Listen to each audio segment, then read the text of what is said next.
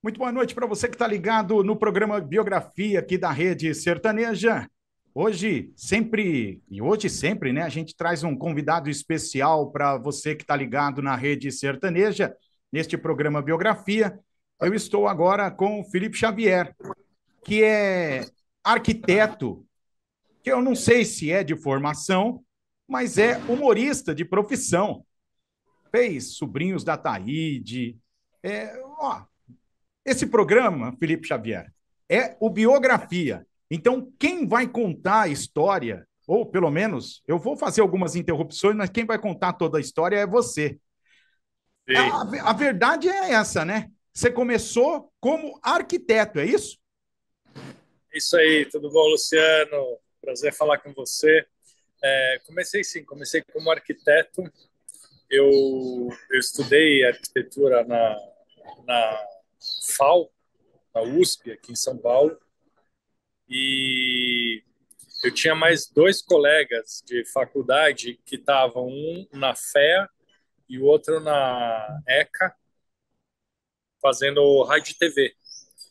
E esse colega meu que fazia rádio e TV, ele me pediu ajuda para fazer um trabalho para ele, porque a gente tinha estudado junto no colégio e eu sabia fazer vozes. Eu sempre brinquei de fazer vozes, imitações na época de colégio.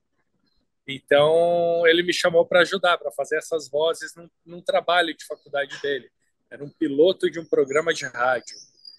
E aí esse piloto ficou muito legal. Era uma coisa de humor. Ele tinha feito o roteiro e eu fiz as vozes. E aí ele teve a ideia de levar esse piloto desse programa, que na verdade era o trabalho de faculdade dele, para a Rádio USP, que é a rádio da faculdade, que dava oportunidade para os alunos da USP desenvolverem projetos para a rádio, uma rádio experimental, uma rádio universitária, né? E foi assim que a gente começou no rádio.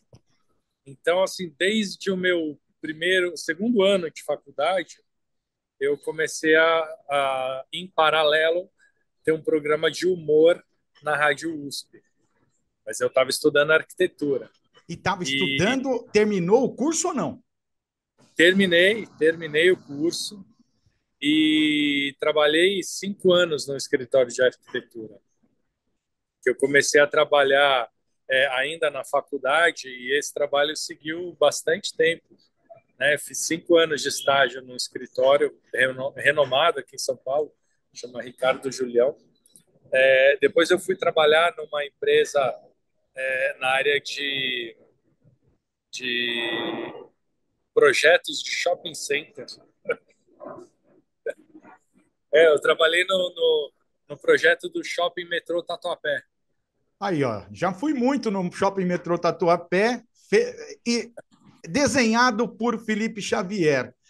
Não, não, Agora, não, não, não dá para dizer isso, não dá para dizer isso, não. Eu participei da concepção, na verdade não foi da arquitetura, né? Eu trabalhei na parte da concepção do projeto, da parte financeira e tal, estudo de viabilidade, trabalhei nesse sentido. E, em paralelo, continuava fazendo meu programa de rádio na Rádio USP, até que a gente recebeu um convite para ir trabalhar na 89, mas, ô na Felipe, TV. quando você começou, quando você fez o piloto, era tudo brincadeira. Não tinha nada de pensar, não, vou seguir essa carreira. Não, era brincadeira, porque pô, a minha carreira mesmo eu considerava que era arquitetura, né? O rádio era só uma zoeira. E como era eu, o Marco Bianchi e o Paulo Bonfá, nós três tínhamos estudado no mesmo colégio, né? Na mesma escola, e quando a gente foi para a faculdade, cada um foi fazer uma faculdade, mas os três estavam ali na USP, os três então começaram a fazer esse programa de rádio, que era uma vez por semana, a gente se reunia para falar besteira, dar risada, e por acaso era um programa de rádio, mas era uma diversão mais do que qualquer coisa, né, pra gente. Mas E eu isso acho que os na bons. escola, isso na Ah, escola já tinha alguma coisa, pensavam nesse sentido? Vocês já tinham algum piloto nesse sentido quando vocês começaram estudando junto ou não? Cara, quando a gente estudava junto, o Marco morava atrás da escola. A gente tinha o hábito de se encontrar na casa do Marco, porque o Marco tinha um gravador e a gente costumava gravar essas brincadeiras de fazendo sátira de comercial de televisão, sátira de novela, sátira de jornal. E a gente fazia isso na casa do Marco como uma brincadeira interna nossa. Então, isso era uma zoeira nossa, que a gente fazia porque a gente achava graça, e a gente mostrava essas fitas para os amigos e tal.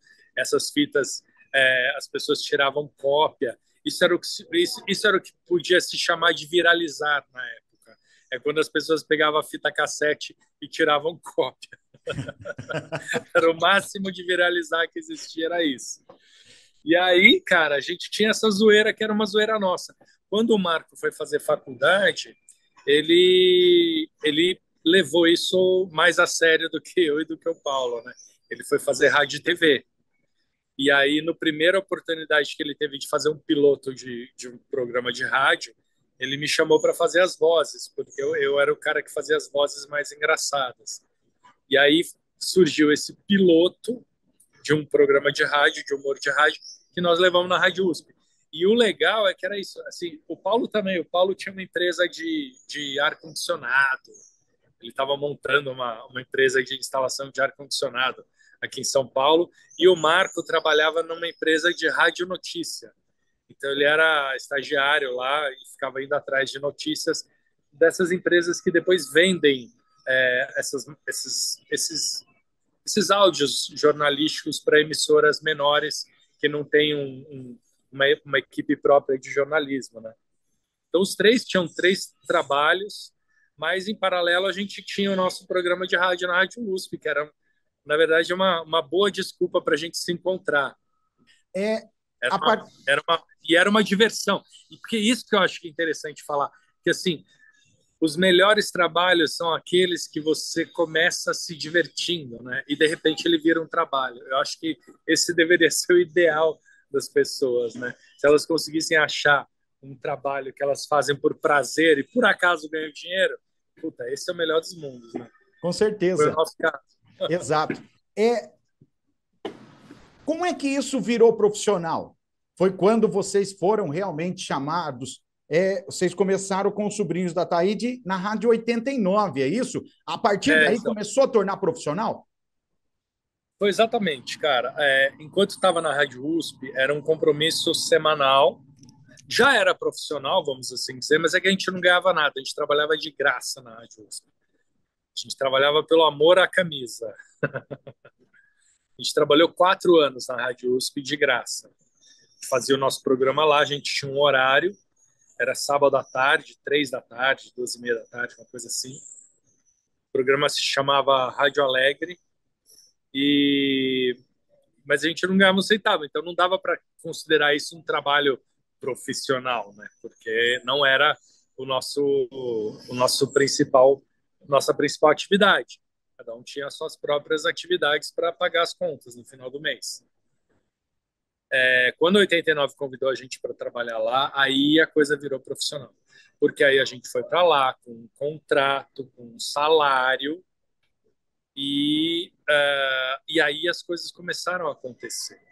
Porque o programa é muito curioso, as pessoas não sabem disso, mas no começo o programa tinha muita rejeição. As pessoas achavam o programa ruim. Tinha muita reclamação de ouvintes da 89 falando que era uma bosta, não dava tirar do ar, falando, esse programa é uma porcaria, não dá para assistir isso, tira do ar e tal. E aí o diretor de programação, o diretor artístico da 89, que foi quem nos convidou para trabalhar lá, o Luiz Augusto Alper, ele falava assim, não, calma, calma que, meu, eles ainda não entenderam. A hora que eles entenderem, vai rolar. Esse foi o momento em que a gente se profissionalizou, quando a gente foi para 89. E depois desse início de rejeição, a coisa virou completamente, porque aí o programa realmente ele começou a ter uma aceitação enorme. E a gente foi começou a ter matéria em jornal, matéria em televisão, a gente foi no programa Livre do Serginho Groisman, matéria na Folha, no Estadão. Aí começou, né? E aí realmente as pessoas começaram a entender. Era um humor diferente, né? Era um humor que não se fazia na época, não era imitação. Até então, o que as pessoas costumavam fazer é imitação do Silvio Santos, imitação do Paulo Maluf, imitação do Chacrinha. E a gente começou com personagens próprios e com um universo mais jovem, que falava mais sobre a realidade que a gente vivia e menos sobre essa coisa, sei lá, mais de ficar fazendo imitação das coisas de grandes figuras da TV, enfim. E Foi assim. essas imitações eram baseadas em alguma coisa ou era só criação da cabeça de vocês mesmo? Era criação nossa. Era tudo personagem que a gente inventava. Tinha as inspirações, né? Por exemplo, eu fazia um personagem que era o Peterson Foca, Sim. que na verdade Surfista. era inspirado num amigo meu, que ele era metido a surfista, ele era muito engraçado e ele falava desse jeito parecido com o Peterson Foca. Ele é meu amigo até hoje e ele continua falando assim. E ele sabe que a zoeira é com ele.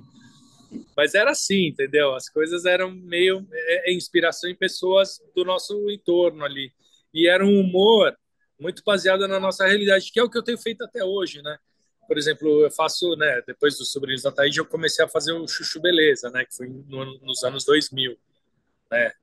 2001, eu estreiei o programa Chuchu Beleza, tá até hoje, né, 21 anos no rádio. E o meu personagem principal é o Dr. Pimpolho, que é um chefe. E tem a secretária, que é a Cileide. Quem nunca teve um chefe, Dr. Pimpolho, né? Quem nunca se deparou com um chefe mala e esse ambiente corporativo, secretária, os funcionários, reunião, contrato, é, esporro, demissão. Esse é o universo de todo mundo que trabalha, conhece, né? Então eu continuo fazendo isso, desde a época do Sobrinhos da Taíde até hoje, criando personagens que falam histórias do dia a dia. Bom, você faz o sobrinho do Ataíde na 89, começa a explodir em termos de sucesso. É. E eu lembro de uma época também que vocês chegaram a fazer programas na MTV, principalmente o Rock Go, que ficou muito marcado. As narrações do Bonfá eram sensacionais, né? E as brincadeiras existentes em torno de vocês três, essa sintonia sempre foi assim? Sempre vocês conseguiram ter essa sintonia relacionada ao humor? Sempre. A gente teve como eu te falei, né? A gente estudava junto na escola e isso daí e a gente era amigo.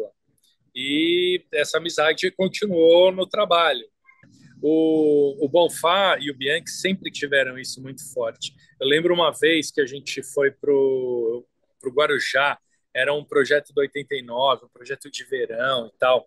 E, cara, eles a 89 montou uma arena na beira da praia e tinham atividades, show de rock, não sei o que, tá. E a gente estava lá para animar e fazer as mudanças de palco e não sei o que e tal. Bom, terminou o dia, tinha uma quadra de vôlei ali do lado e começou um jogo de vôlei de pessoas que a gente nunca tinha visto na vida. Vôlei de praia. Dois timinhos ali em vôlei de praia. E eu, cara, eu comecei. Espera só um segundo. A gente começou esse vôleizinho de praia e a gente tava com o microfone na mão. E o Bonfá começou a narrar o vôlei de praia, porque a gente, imagina, cara, a gente tava com aquela parede de som gigantesca, uma puta parede, uma potência, tava rolando show de rock, aquele puta infra de show de rock, e os caras com o microfone na mão, e de repente começou a narrar um simples joguinho de vôlei de praia com anônimos jogando. Só que a gente começou a narrar como se fosse um puta jogo, como se fosse a final da Copa do vôlei de praia, assim. Cara, começou a juntar gente, meu, para assistir a porra do jogo. E, meu, e a gente só falando merda no estilo rock go. E a coisa ficou muito engraçada e foi totalmente inesperado. E foi uma zoeira totalmente espontânea que aconteceu ali. Nós três, os três com o microfone aberto, sem ninguém para falar, oh, não pode falar isso, não pode falar aquilo. Negócio sem controle, cara. E, meu, os caras da 89 rachando de dar risada, falando, mano, vocês são muito foda, cara. A gente começou a fazer do nada. E juntou a praia inteira para ver o jogo de vôlei de praia. E, meu, daí a Zé gente... contra o João e o Joaquim contra o Silva.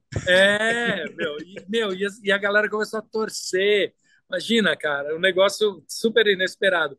Então, daí, cara, você vê que, meu, já tinha realmente essa vertente de narração de jogo e tal, de zoeira com esporte, né? Que era uma coisa do grupo. Mas essa coisa de futebol sempre foi uma coisa muito mais do Bianchi e do Bonfá, até porque os dois são dois puta palmeirense roxo. E eles iam a jogo juntos, eles tinham essa coisa de assistir jogo do Palmeiras juntos. E eu, como São Paulino, de meia tigela, porque eu não acompanho muito bem os jogos, eu não tinha essa paixão que eles têm pelo futebol, entendeu? E, Então, foi um momento bem legal, assim, da nossa carreira, esse momento rock go. é, Que depois, quando acabou o grupo Sobrinhos do Ataíde, eu saí e eles seguiram na MTV, aí fizeram o programa só os dois, que durou até 2010, eu acho. Foi muito bem o programa. mas eu queria manter em vocês três, porque eu imagino, vocês eram amigos de escola, de classe, foram para a faculdade, um em cada ramo, se juntaram para fazer o programa de humor na Rádio USP, se profissionalizaram, mas devia ser uma anarquia fora dos bastidores, não era, ô Felipe? Mais ou menos, sabia, cara? Mais ou menos, porque assim, é... cara, se a gente fosse uns puta maluco, acho que não teria acontecido de ter dado certo da forma que deu, né? Porque eu, quando percebi que a coisa estava evoluindo e evoluindo rápido, chegou um momento que eu falei, cara, eu vou ter que sair da arquitetura e se eu quiser que esse negócio vire uma coisa profissional, eu vou ter que tratar isso de forma profissional. E aí foi o que eu fiz, cara. Eu saí do meu trabalho, eu aluguei um escritório, comprei um telefone, na época era caríssimo aqui em São Paulo, uma linha telefônica.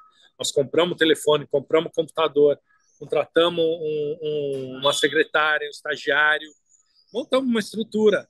A gente começou a distribuir o programa para outras rádios no Brasil, começamos a fazer publicidade. Então a gente começou a tratar isso aí realmente como um business, cara. Então, tanto que assim, o tempo que a gente foi funcionário da rádio, acho que não durou 6 meses. E a gente daí saiu para virar uma empresa e virar prestador de serviço da rádio, mas com escritório, com sede, com tudo. E aí a gente tratou isso dessa maneira. A gente registrou o nosso programa, registramos a marca, começamos a produzir o programa não mais dentro da rádio, mas num estúdio próprio.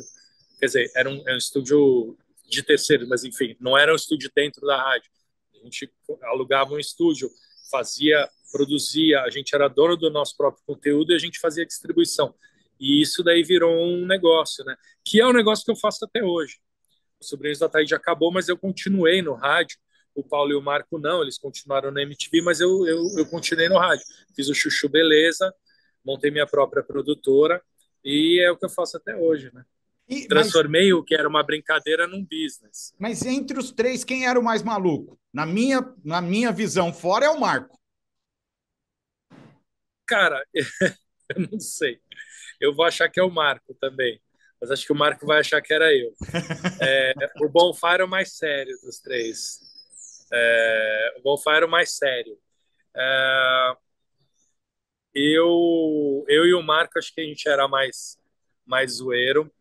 É, mas a gente tinha uma divisão bem clara de trabalho, né?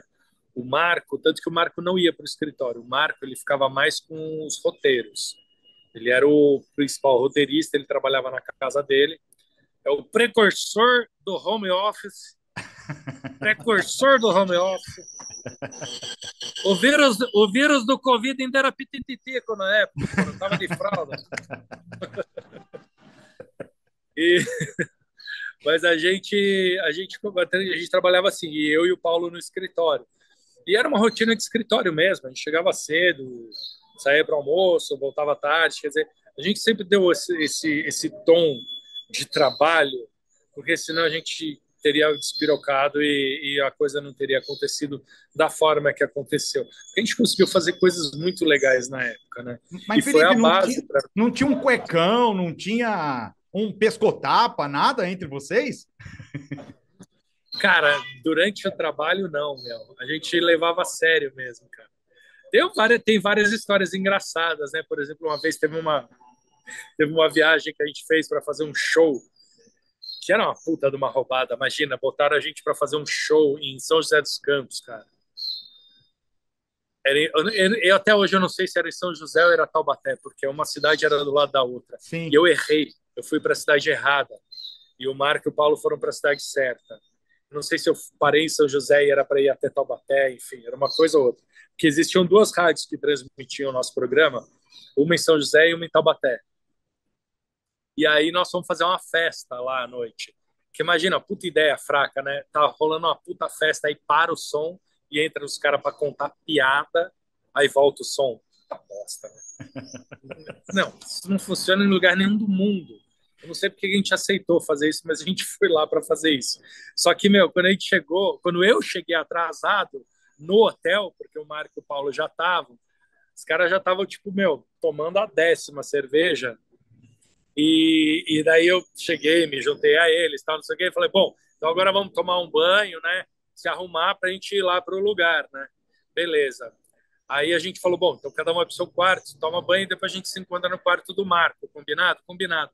Aí nós fomos para o quarto do Marco, né? Eu já arrumado, o Paulo arrumado, eu se encontramos no corredor, batemos na porta do Marco, o Marco de roupão, chinelo, e falou, cara, vem ver que legal esse quarto, meu.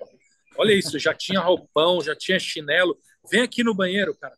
Olha isso, meu. Perfume importado, não sei o que. Eu olhei pro Paulo, o Paulo olhou para mim e falou, mano, você tá no quarto errado, cara. A gente abriu o armário do cara cheio de roupa. Meu, o cara entrou no quarto, pegou a chave errada, entrou no quarto de uma pessoa, pegou e usou a roupa da pessoa, usou o chinelo da pessoa.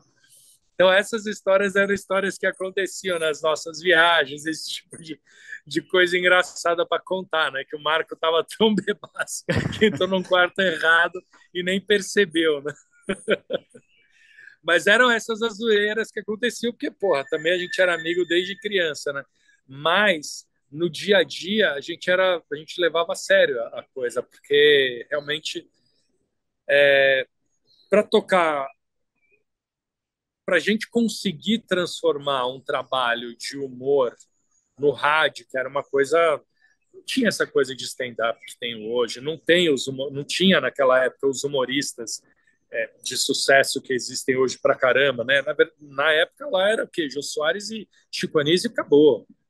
Que, assim, que realmente tinham expressão. Então a gente percebia que se a gente quisesse transformar aquilo num trabalho para viver daquilo, para conseguir ganhar dinheiro, ter uma família e conseguir tocar uma vida decentemente com um trabalho artístico de humor em rádio, ou a gente pegava aquele touro à unha e transformava, levava a sério realmente o trabalho para a gente tirar o máximo de oportunidade que a gente pudesse ter na época, ou a gente, enfim, ia ser mais um zoeiro que surfou uma onda e acabou a onda e voltou para virar arquiteto e tal.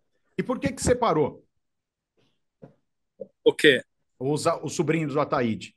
Vocês três. O Sobrinhos da Taíde terminou em 99 por desentendimento dos três, meu, na verdade, cara. O grupo se desentendeu por bobeira, por vaidade, por imaturidade. A gente era muito novo, a gente fez muito sucesso muito novo e a gente não soube lidar com isso, cara. E, infelizmente, o grupo se desfez. Cada um foi para um canto. A MTV acabou chamando para continuar o Rock Go. E eu, como eu tinha uma participação menor, quer dizer, eu não era nem o comentarista, Você era o nem o... repórter. Eu era o repórter de campo, que era uma função, vamos dizer, secundária ali, até porque, por isso que eu te falei, que o Marco e o Paulo eram muito mais ligados nesse universo futebolístico do que eu. Mas eles seguiram daí nesse trabalho e eu segui em carreira solo, mas a gente se desentendeu em 99. Que foi uma coisa assim, cara, foi ruim, claro, porra, seria muito bom se a gente tivesse conseguido mais tempo. Mas também, cara, foi o que foi, e foi o que possibilitou eu ter a minha carreira solo e ter conseguido fazer todas as coisas que eu fiz, né? Os Bom, personagens Pimpolho, Homem Cueca, Cigana Catita, Sandra, todas as coisas que eu fiz no rádio, que eu fiz depois dos Sobrinhos da Taíde. você separa. Aham. Quando você volta, você se depara com uma situação do que eu vou fazer ou você já tinha planejado o que ia fazer? Não, no primeiro momento eu fiquei bem assustado, assim, porque, como eu falei, o redator, né, o roteirista principal era o Marco Bianchi. Eu era o que fazia as vozes principais, mas eu não tinha essa desenvoltura para escrever os roteiros, né? Eu comecei a escrever na fase final dos Sobrinhos do Ataíde. Alguns roteiros eram meus, principalmente do Peterson Foca, mas eu não tinha ainda essa autoconfiança, né? Então, para mim foi complicado no começo, assim, eu fiquei meio assustado. Falei, puta, será que eu dou conta? Será que eu vou ser capaz de fazer os meus próprios roteiros, de criar meus próprios personagens? Aí eu fui trabalhar na Jovem Pan e aí eu percebi que o movimento do rap nacional ele estava assim, meu, bombando, né? Racionais MC estava no auge ali, e aquilo marcou muito a minha cabeça. E aí foi então que eu falei, putz, eu acho que eu vou criar alguma coisa que fale com essa galera, ou que seja alguma coisa que tenha a ver com esse universo. E aí eu criei o Homem Cueca, que foi o personagem que era o super-herói mano, que falava com todo o linguajar dos caras do rap nacional, da periferia, e trazendo toda essa cultura rap para um personagem de humor e de rádio. E foi um puta de um acerto. E ali eu tive então a certeza de que eu era capaz sim de criar os meus próprios personagens e fazer as minhas histórias de forma independente e seguir uma carreira solo. Então eu estava meio aflito. E Só que depois do aí, Homem Cueca, putz, aí eu criei o Dr. Pimpolho e todos os personagens que eu criei até hoje. então, só que daí você sai da Jovem Pan e vai para a Rádio Mix. E Exatamente. na Mix é que você cria. Eu só queria que você contasse a história do Doutor Pimpolho específica. Uhum. Então, quando eu trabalhei uns 2 anos na Jovem Pan, depois dos Sobrinhos da Taíde, e eu tive contato com o Tutinha, né, que é o dono da rádio, e que é a grande inspiração do Dr. Pimpolho. E eu falei com o Emílio na época, né? Eu falei, putz, Emílio, o Tutinha é um personagem pronto, né? Eu poderia fazer uma sátira dele, e o Emílio falou, não faça isso nem a pau, se você fizer, ele vai te mandar embora. E aí eu falei, cara, que pena, né? Então eu guardei essa ideia. Quando eu saí da Jovem Pan para ir para a Mix, que era uma rádio nova, que estava começando, um projeto novo, do Fernando de Gênio, Marcelo Braga estava começando lá, quer dizer, começando, Marcelo Braga já tinha feito tudo que ele já tinha feito na Transamérica, na Rádio Cidade de Portugal, né? Marcelo Braga é um monstro, né, do rádio. E ele estava lá com essa missão de pegar uma rádio do zero e fazer acontecer em São Paulo.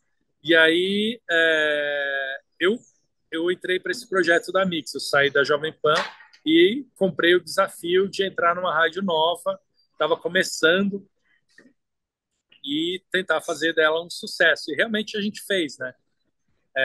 A Rádio Mix bateu o primeiro lugar de audiência no Ibope, na cidade de São Paulo, quer dizer, foi um fenômeno, e é até hoje uma das grandes rádios do Brasil.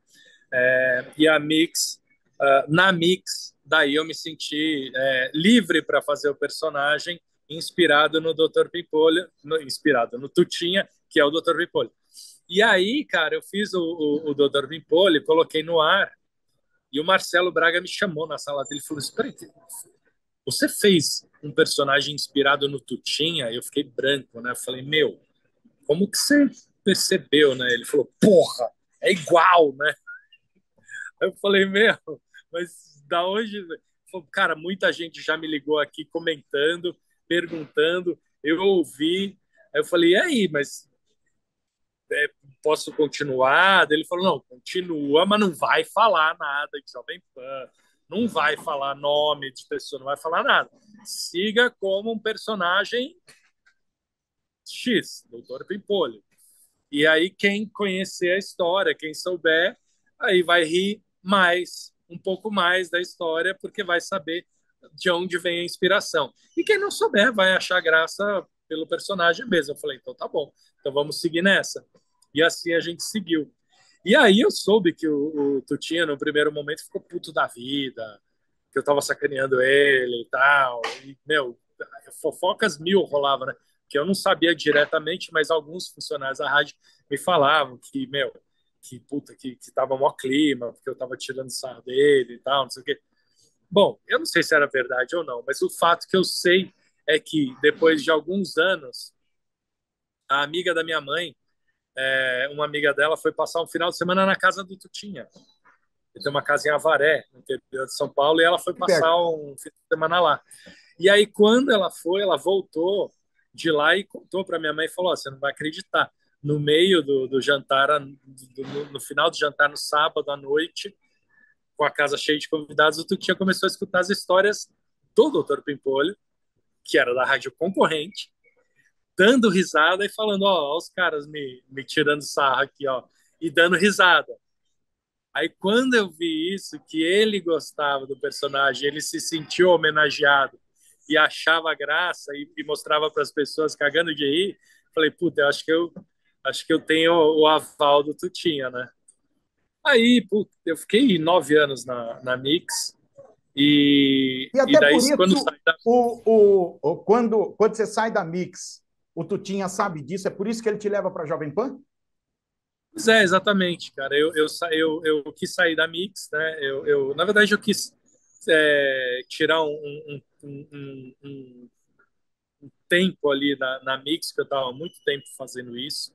Então, eu tirei um sabático, entre aspas, e quando eu voltei, encerrou meu contrato com a Mix, e aí eu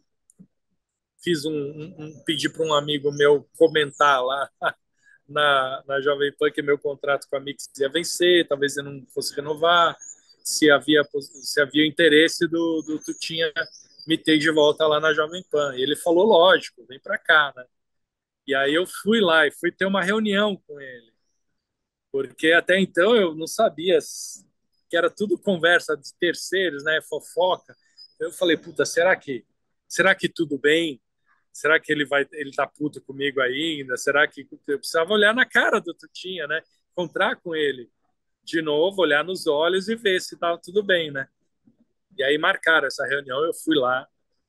Aí nós tivemos uma reunião e foi muito legal, porque foi como se não tivesse passado esses 9 anos, né? Eu cheguei lá e ele me recebeu como se eu tivesse ontem na rádio, né? Foi aquela intimidade que a gente tinha quando eu trabalhei lá, de brincar, de dar risada e tal.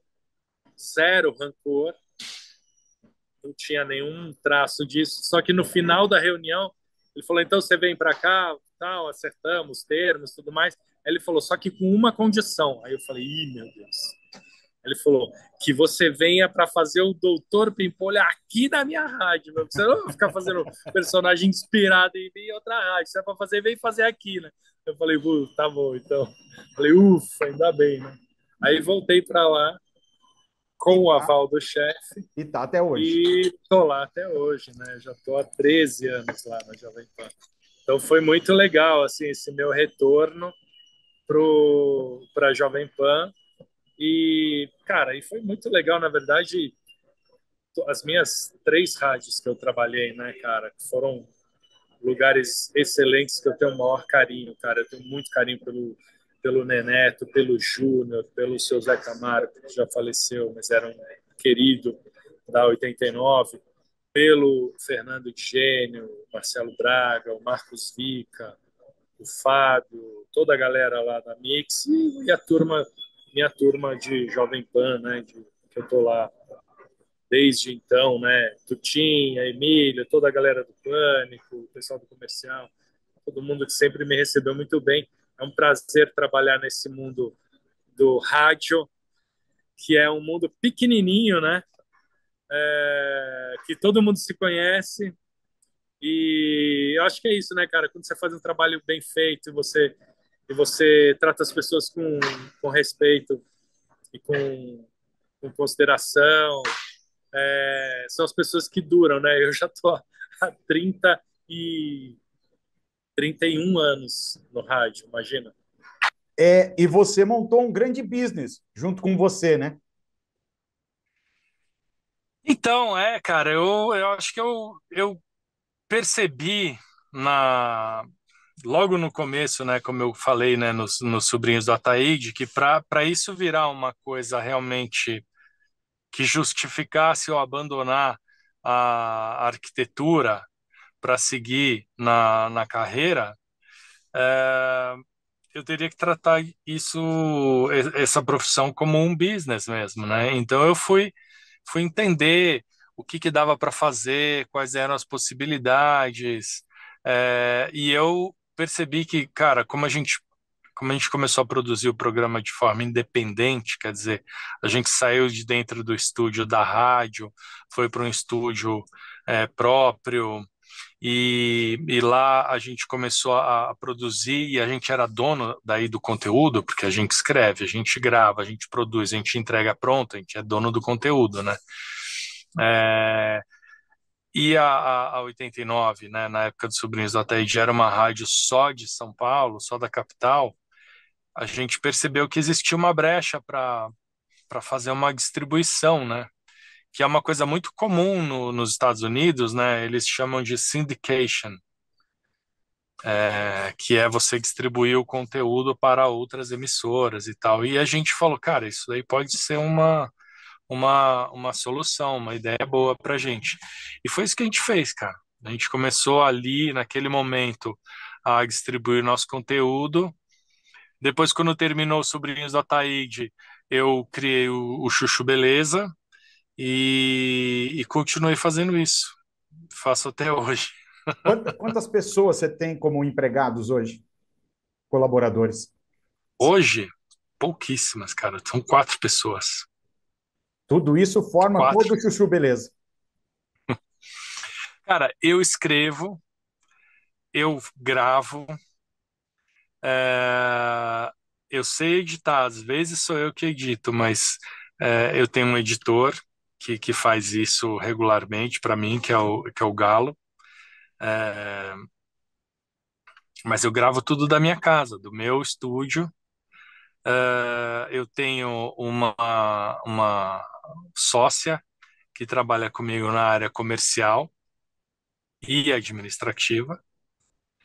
Ah, e eu tenho um colaborador de roteiros que trabalha comigo já há muitos anos e a gente faz os brainstorms das histórias juntos, que é onde surgem as ideias e tal. E eu tenho um escritório de contabilidade que faz também muita coisa do administrativo. Então, é uma estrutura super enxuta. Todas as vozes são suas. Todas as vozes são minhas. Eu faço todas as vozes, isso facilita bastante, né? Porque eu consigo gravar do jeito que eu quero, na hora que eu quero, que eu posso. E eu sou muito detalhista nessa coisa da gravação. Então, como eu domino o processo, né, eu consigo ser bem rigoroso, sabe? Eu gravo, daí eu escuto, daí eu gravo de novo, daí se eu não gostei, eu gravo, eu altero, mudo. Aí se eu acho que o texto não está funcionando, eu mexo no texto, gravo de novo. Então, isso me facilita muito, assim, ter o controle do processo, né? Porque em outros momentos, por exemplo, na época dos Sobrinhos da Taíde, a gente gravava no estúdio terceirizado, né? Então a gente ia para esse estúdio, que era o nosso estúdio contratado, né, alugado, gravava lá. E só depois a gente ouvia. Mas aí se ficasse ruim, putz, meu, até juntar de novo, ir para lá, e eram várias vozes, todo mundo tinha que ir de novo para gravar de novo. Então, cara, era você não ficar com tanta liberdade para mexer, né? E às vezes uma coisa que você no papel funciona, quando você põe no quando você grava, você vê que não funciona tão direito. Às vezes uma piada no papel funciona e gravada não funciona. Às vezes tem que mudar o final, tem que mudar o punch da piada. E essas coisas, fazendo isso sozinho, né, entre aspas, né, mas eu consigo ter muita agilidade para alterar o que eu quero e mudar e daí sempre é, lutar pelo melhor, né, E pela você, excelência. e hoje, além do chuchu, hoje é só chuchu beleza ou você tem mais alguma coisa que tá fazendo ou que pretende Cara, fazer? não, teve uma época que eu comecei a produzir programas de rádio para os outros, né? Sim. É, puta, eu produzi um monte de programa, cara. Eu produzi o programa do Jairo Bauer, programa sobre sexo com o Jairo Bauer, que era um cara, meu, importante ali da MTV. Eu fiz um programa de dicas teen com a Marina Persson, produzi um programa de dicas de cinema com o Rubens Evaldo Filho. Produzimos o programa da revista Trip com o Paulo Lima durante muitos anos. Depois que ele saiu do 89, ele foi para o Eldorado. No começo ele fazia lá no nosso estúdio. Produziu um monte de coisa, cara. Um monte de programas. Mas houve uma época em que eu fiquei meio de saco cheio de tudo isso e falei, cara, não, eu vou focar só no Chuchu Beleza e fazer só o Chuchu Beleza. E eu fiquei fazendo isso. Então eu saí, eu tinha um sócio, que era o Elias, eu deixei todos esses programas com o Elias, e fiquei só eu fazendo o Chuchu Beleza. É, em 2018, eu comecei a fazer um programa na Jovem Pan que era que era o Rolê de Notícias, que era um programa sobre notícias do dia a dia e piadas em cima das notícias.